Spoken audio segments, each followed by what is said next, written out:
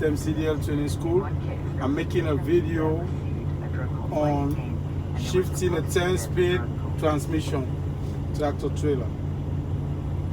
But it's going to be shifting and downshifting. But I'll make a shifting video first. After that, I make a downshifting. So now this is the gear pattern. You have 10 speed. You have to know where the gears are for you to be able to shift this tractor trailer.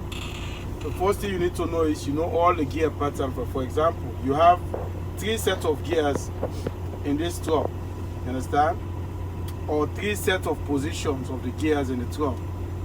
So you have the wall gears. You have the right wall, and the gears on the right wall are number 4, number 5, number 9, and number 10. They're on the right wall.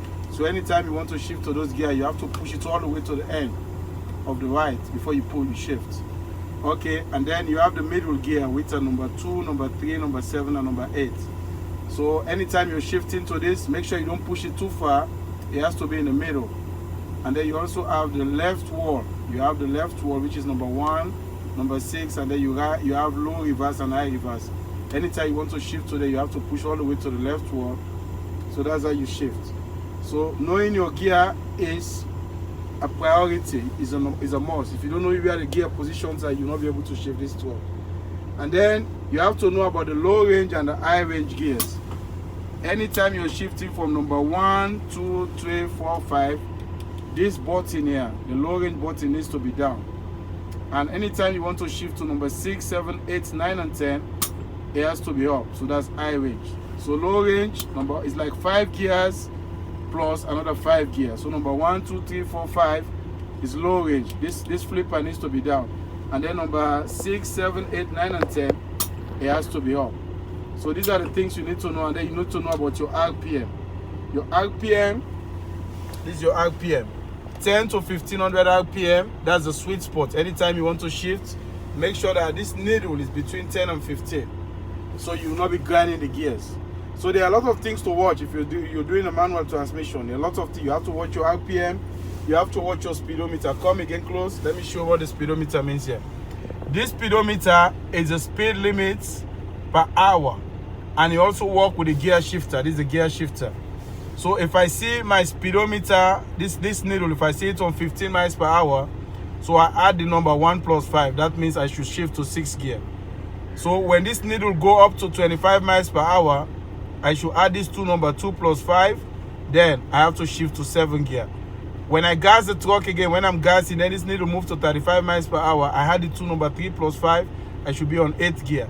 If I'm gassing the truck, then this needle go up again to 45 miles per hour.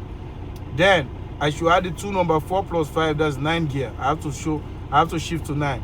And then when I'm gassing again, if this needle go to 55 miles per hour, then I had the number 5 plus 5. That means I need to shift to 10 gear. So those are the technique. You watch the RPM, the speedometer. The speedometer tells you whatever gear you need to shift to. So now if I'm driving along the road or down the road, and then maybe I was distracted and then I forgot the gear I'm supposed to shift to, and I don't want to grind the gear, the speedometer, that's what I watch. If I watch the speedometer, it will tell me which gear to shift to. Okay. So if I was on 55, but maybe because something was going on, I don't pay attention, the speedometer went to 45, I have to downshift to 9 gear. So I add the 2 number. So anywhere you see this needle, that's the gear you need to shift to. So the needle tells you the gear to shift to. Okay? So that's one of the things. And then when you're driving, this a lot of responsibility. You have to watch your side, the side of your trailer. You have to watch back and forth, near and far. Make sure you apply the Smith system, the 5-scene habit. Aim high in steering, get a big picture. Keep your eyes moving. Leave your cell phone out and make sure they see you. You have to apply all those techniques for you to be safe. So driving a manual transmission is a lot. Okay? So now let's go. Now, because the truck is empty, I'll start from number 3. So now, let's go from number 3. See? When I gas it, I come off. As soon as I shift, I come off the how do you call it? The accelerator slowly. Then I gas. So now if I want to shift from 3 to 4, I go clutch, neutral, clutch gear. So now I'm on number 4 for number 3, you see? Now for number 4, I gas it again to build up the RPM between 10 to 15, the sweet spot. As soon as you go there, then I gas it and then I shift. Clutch, neutral, clutch gear. Now I'm on number 5. So that's how you shift. Okay. Now we come to the red light. I need to stop and wait for the green light. Now when I stop, it's clutch and brake. Watch it. See, clutch and brake to stop. Now I go back, I downshift again to number 3. Now I got the green light, so I'm making a turn. Turn wide. I count the lane 1, 2 before I turn. Go to the center of the intersection, then I start turning. Okay. Now you don't shift on the turn. You don't shift on turn. Your hand needs to be on. Now I'm shifting again, clutch, neutral, clutch gear. See?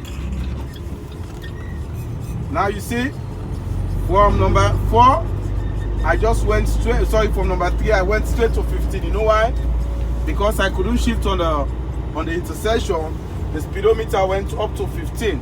So instead of going from 3, I go to 4, 5, I just watch the speedometer and then I shift to 6. So I skip number 4, number 5. Because I shift by the speedometer, I don't shift just by myself. I watch the speedometer, wherever the needle is, that's where I shift to. That's the gear I shift to. So okay, let's go. Going, take it 95 now. Now you see, now I'm on 25 from 6. I go to clutch, neutral, clutch gear. I went to 7. Okay, so now I gas it again and move to 35 miles per hour. Then I shift again, clutch, neutral, clutch gear. See, I shift by my speedometer and the RPM. Now I gas it again. Now I put my turn signal to go margin. Now it goes to 45, then I shift again, clutch, neutral, clutch gear. I'm on 9 gear. I know number 9 is on the wall, so I push the gear there, I go to number 9. Now I'm on number 9, then the needle goes again to 55, then I shift to 10. Clutch, neutral, clutch gear. See, that's how you shift. If you shift like that, that means you are a good shifter, you know how to shift. TJ and Friends Smith System CDM Training School. I have to watch my mirrors every 5 to 8 seconds. I have to create a very good following distance in front of me, 12 to 15 seconds, eye lead time, and then my following distance should be at least 6 to 8 seconds following distance. My eye lead time is 12 to 15. I should be able to see down the road. I watch back and forth, near and far, make sure my surrounding, nobody is around me. I always create an escape route. In case of an emergency, my following distance is my escape route, or I stay on the right lane because it's a tractor trailer. You should always stay on the right lane. In case of an emergency, you're unable to stop, you can use the shoulder to stop. See, but now I have a very good following distance. That's about 8 seconds, me and that vehicle in front of me. That's 8 seconds following distance. So you always need to leave that kind of distance for emergency situation, because it takes more than the distance of a football field to stop this truck. So you don't want to stop. You don't want to cause an accident before you stop. You always want to leave that space in case of an emergency. And then you have to hold the steering wheel with 2 hands anytime you're driving a tractor trailer. Both steering wheels will be on it.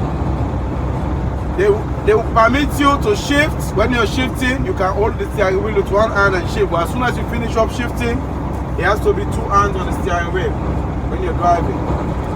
But the day we could fail you for that too if you're not holding the steering wheel with 2 hands.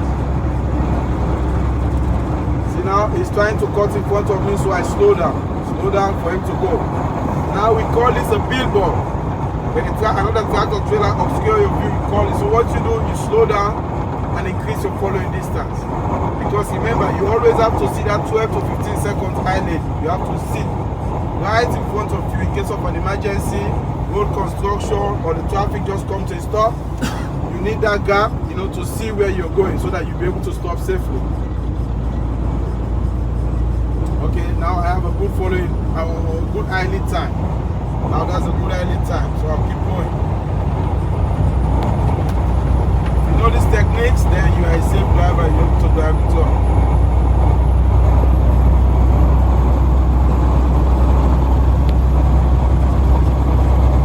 Okay, I'll stop here so far. So stop this video. I'm going to